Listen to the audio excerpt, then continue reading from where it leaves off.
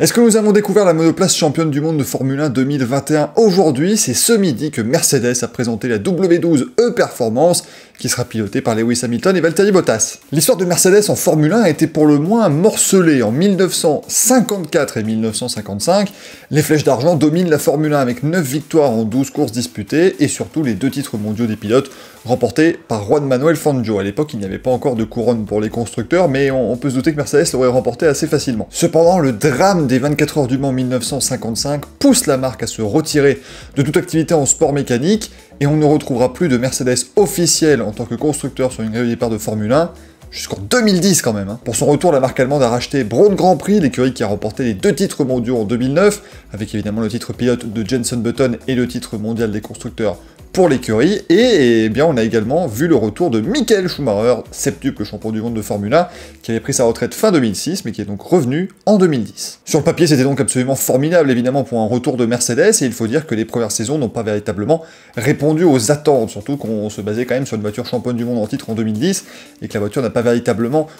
tenu ses promesses. Cependant, eh bien voilà, en 2012, il y a quand même le premier succès en Chine pour Nico Rosberg, mais bon nombre d'observateurs restaient extraordinairement surpris de voir que fin 2012, eh bien Lewis Hamilton a signé pour la saison 2013 chez Mercedes, alors qu'il était très bien chez McLaren, une voiture certes pas très fiable, mais qui était quand même la meilleure voiture du plateau en fin de saison. Et bien pourtant, en 2013, Mercedes a terminé au 2e rang du championnat des constructeurs avec 3 victoires, 2 remportées par Nico Rosberg, et un premier succès pour Lewis Hamilton avec les flèches d'argent en Hongrie. Du coup, eh bien, tout cela a posé les bases d'une domination absolument incroyable sur la Formule 1 à partir du début de l'ère turbo-hybride en 2014, puisque depuis, eh bien, Mercedes a remporté les 14 titres mondiaux mis en jeu, 7 titres des constructeurs donc, mais aussi 6 couronnes mondiales des pilotes pour Lewis Hamilton, et une pour Nico Rosberg. Sur 17 Grands Prix l'an dernier, Mercedes en a remporté 13 et a obtenu 15 pole positions, une domination sans partage sur la Formule 1, qui s'est également vue d'un point de vue comptable, puisque l'écurie allemande a remporté le titre des constructeurs avec 254 points d'avance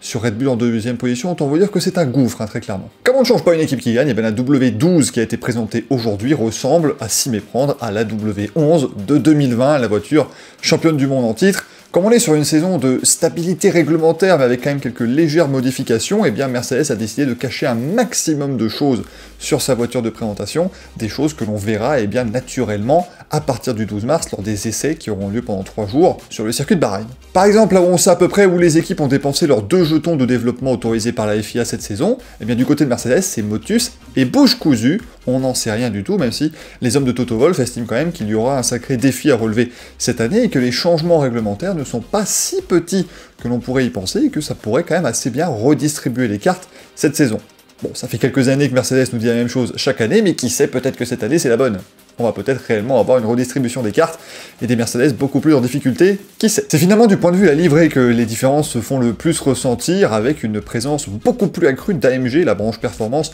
de Mercedes sur la voiture. Alors certains, vous pourrez le dire dans les commentaires évidemment, estiment que ça fait un petit peu kéké, notamment sur l'arrière de la voiture. Moi j'avoue que j'aime bien, ça ne me déplaît pas plus que ça, même s'il faut avouer que le nuage d'étoiles qu'on a vu ces 2 dernières années était absolument magnifique bien sûr. Très peu de mentions de Mercedes sont en fait bien posées sur la voiture. On a évidemment l'étoile au bout du museau, mais pas grand chose de plus. Et peut-être que comme pour Alpine avec Renault, eh bien on a envie du côté de Mercedes de mettre en avant la branche performance et d'opérer eh bien une différenciation entre les activités sport auto qui seraient peut-être plus facilement regroupées sous l'étiquette AMG à l'avenir, et également eh bien, une différence avec les voitures de route à l'électrification toujours plus importante, c'est tout à fait normal. Cette W12 sera-t-elle la 8e Mercedes championne du monde consécutive? Eh bien c'est la question que je vous pose, et que tout le monde se pose avant le début de cette nouvelle saison. Voilà pour cette présentation de la Mercedes W12 E-Performance, j'espère qu'elle vous a plu, si c'est le cas vous mettez un petit pouce vers le haut évidemment les amis, commentez bien sûr, dites-moi ce que vous en pensez de cette nouvelle Mercedes, est-ce que vous pensez qu'elle ira chercher les titres mondiaux cette saison? Abonnez-vous bien sûr à la chaîne pour être au courant